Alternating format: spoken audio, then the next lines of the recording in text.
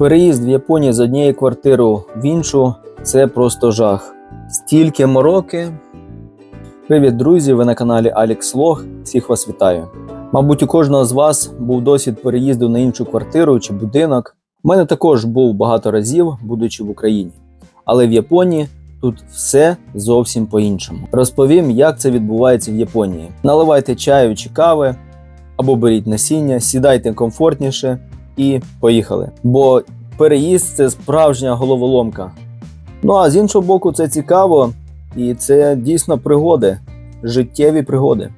Ми зараз живемо в будинку, знімаємо одну кімнату в будинку в цьому і вирішили переїхати в квартиру, в двохкімнатну квартиру. Чому? Тому що діти вже підростають, потрібно вже місце для навчання, ну і я часто працюю вдома. Вирішили переїхати в двохкімнатну квартиру. Почали цікавитися різними агентствами нерухомості і ось що з цього вийшло. Покажу вам декілька варіантів наших пошуків. З цього ракурсу кухонька, вітальня і дві кімнати, одна, друга. Одна кімната – це ось тут татамі, підлога. Оренда такого житла коштує $287 на місяць, а житлова площадь майже 40 квадратних метрів. Ці апартаменти відносяться до економних по японським міркам. Побудований цей будиночок аж в 1994 році у квітні. При відвідуванні будинку агентство нерухомості надає коротку інформацію про ці апартаменти. В цей документ входить інформація про страховку, про орендну плату, про квадратуру і вся інша необхідна інформація, яка стосується цих апартаментів. Напишіть в коментарях, чи захотіли б ви жити в такій квартирі. Чекаю. Ще така ситуація, яка потребує уваги. Діти у нас дуже непосидючі, вони постійно бігають, пригають, ніколи не сидять на місці. Тому це потрібно теж враховувати. Коли нарешті ми зустрілися з представниками агентства нерухомості і, скажімо так, сказали своє бажання про одну із квартир, яку плануємо, вони прийняли наші дані, записали і пізніше сказали, що зв'яжуться. Це пов'язано з тим, що вони по своїм якимось там каналам перевіряють, скажімо так, мою зарплатню і взагалі наш статок і так далі, чи здатні ми оплачувати вартість житла, того житла, де ми плануємо.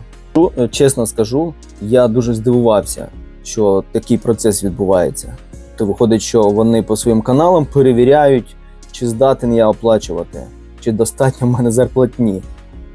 Тобто, якщо недостатньо, вони можуть навіть і відмовити, сказати, що вибачте, ми не здамо вам квартиру, тому що так і так вашої зарплатні недостатньо для того, щоб оплачувати оренду цього житла.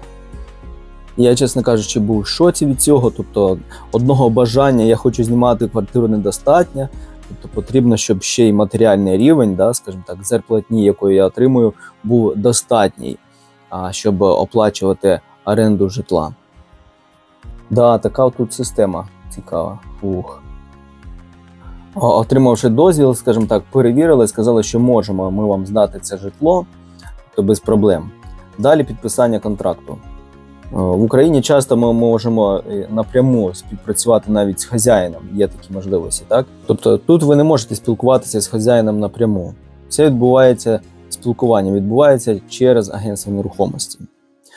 І оплата виходить яким чином? Ви оплачуєте за перший місяць перебування, тобто оренда за перший місяць, за останній місяць оренда, і така ж сума дається агентстві нерухомості.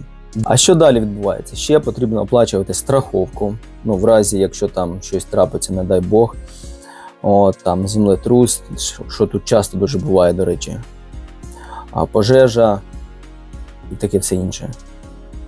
Хай Бог береже всіх від цих всіх лих.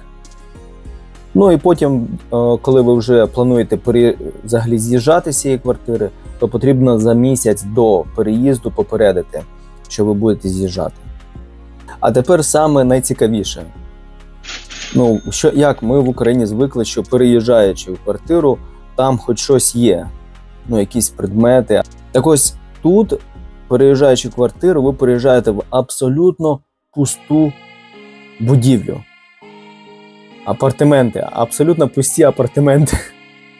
Якщо ви не звернули увагу минулого разу, коли я показував квартиру, то зараз я хочу вам показати, що в цій квартирі абсолютно нема нічого. Тобто головні речі є, якби умивальник і туалет, але всього іншого немає. Інколи дуже рідко залишається якийсь кондиціонер або лампочка на потолку, але в цій квартирі, як бачите, немає навіть лампочки на стелі. З цієї точки зору переїзд в Японію – це справжній виклик. І потребує гарної підготовки в усіх деталях. Потрібно багато чого, і холодильники, і стиральні машинки, і навіть лампочки на стелі. І можливо для японців, які звикли до такого, це нормальна справа, а для мене, як для іноземця, який звик по-іншому переїжджати, це дійсно справжній такий шок. Але деякі моменти дійсно приємні, наприклад, є спеціальне місце для машинки стиральної, ось тут. В Японії тут за все потрібно платити. Якщо у вас є машина, то потрібно платити за стоянку, парковочне місце, десь в районі $50 в місяць. Реалії життя в Японії досить таки незвичні, але відносимось до цього з цікавістю і в усьому знаходимо красу. Що ж, про те, як ми переїхали, куди ми переїхали, як ми це все оформили в квартирі, все вам покажу і розкажу, але вже в наступному випуску. Якщо хтось забувся, підписуйтесь, ставте лайки, шерте друзям. Чекаю на ваші коментарі. Щасливо і до скорої зустрічі.